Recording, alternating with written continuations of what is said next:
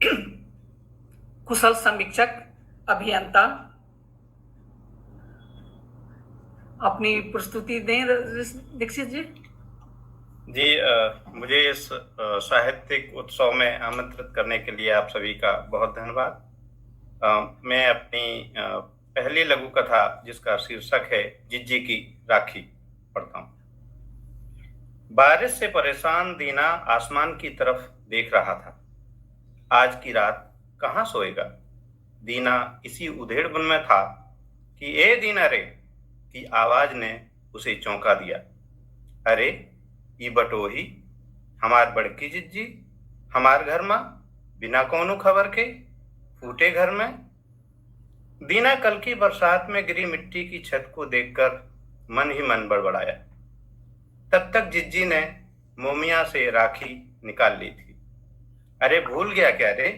4 दिन बाद रक्षाबंधन है। राखी नहीं बंधवाएगा जिज्जी से?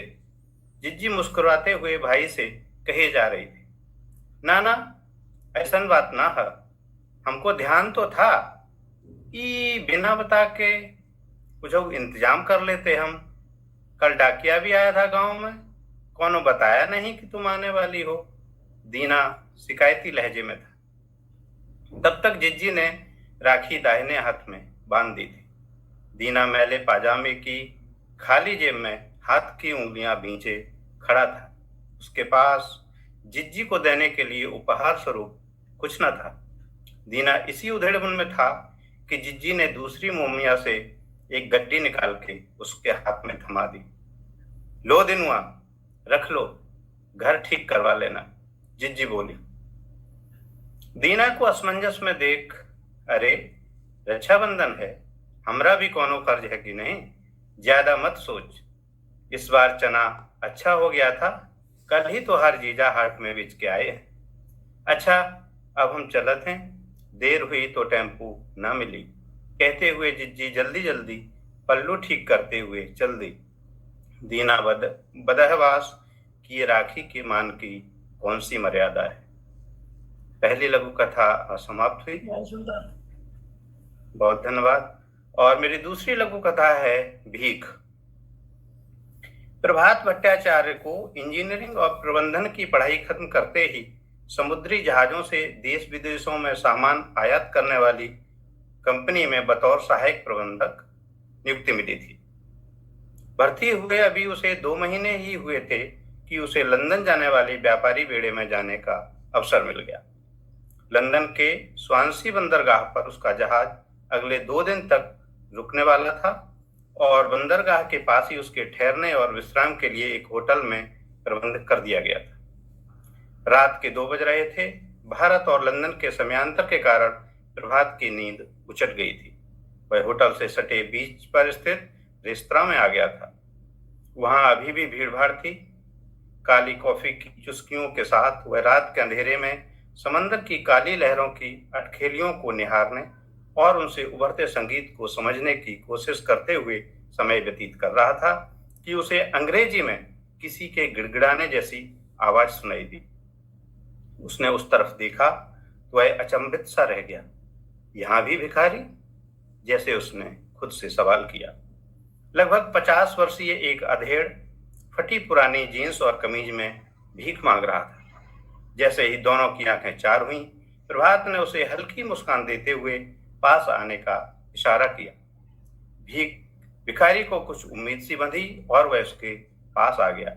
तब तक प्रभात के मन में वे सारे दृश्य घूम गए जो उसके स्वतंत्रता संग्राम सेनानी परदादा ने बचपन में सुनाए थे कि किस तरह से अंग्रेजों ने हमारे देश में जुल्म किए थे। सहसा उसके शरीर में शक्ति का संचार हुआ। उसने अपनी जेब में हाथ डाला और जितने पाउंड के सिक्के थे निकाल लिए। अब तक पास आ चुके अंग्रेज भिखारी की आंखों में भीख की भूख बढ़ चुकी थी और जैसे उसकी लार ही टपक पड़ेगी। प्रभात ने उसकी ओर 4 सिक्के डाले कि एक सिक्का भिखारी के हाथ में और 3 सिक्के की आवाज के साथ जमीन पर रेंगते हुए इधर उधर मेज और कुर्सियों की ओट में चले गए। भिखारी उन सिक्कों की टोह में घुटनों पर संघर्षरत था। प्रभात के इस काम को पास बैठे अन्य लोग भी देख रहे थे। जिनमें कई विदेशी और भारतीय भी थे, आज एक अंग्रेज को भीख दी और घुटनों पर ला दिया। प्रभात ने यह वाक्य धीरे से इस तरह बुदबुदाया कि उसकी यह बात वही लोग सुन सकें जिन्हें हिंदी आती हो। मैं फरहान गुजरात से, जोसेफ केरला का, आशी जोगिंदर लुधियाना तो जैसे परिचय देते हुए लोग प्रभात की ओर मुस्कुराते हुए आ गए और धीरे धीरे भारतीयों का जंग लग गया। सभी प्रभात के अंग्रेज को भीख दी वाले वाक्य को समझते हुए और महसूस करते हुए फुसफुसा रहे थे और आनंदित थे। प्रभात को ऐसा लग रहा था जैसे उसके चारों ओर भारत खड़ा हो। उसने जोश में हाथ उठाया और जय घोष दिया, वंदे मातरम। पर्यटकों ने सुर में सुर मिलाए। रेस्तरां का अंग्रेज प्रबंधक, जो अभी तक इस वाक्य और हुई हलचल को देख रहा था, उनके पास आया। What happened, sir? Nothing, sir. Today is our Independence Day, 15th August. You know? प्रभात ने कहा तो उस मैनेजर ने बदले में बधाई दी। इधर हिंदुस्तान में चमकीली सुबह हो चुकी थी।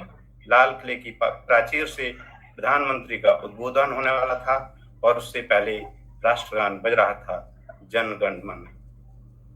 मेरी दोनों लघु कथाएं समाप्त हुई। बहुत धन्यवाद आपके समय के लिए। बहुत सुंदर रजनीश दीक्षित जी, आप जो बहुत बहुत धन्यवाद आपका।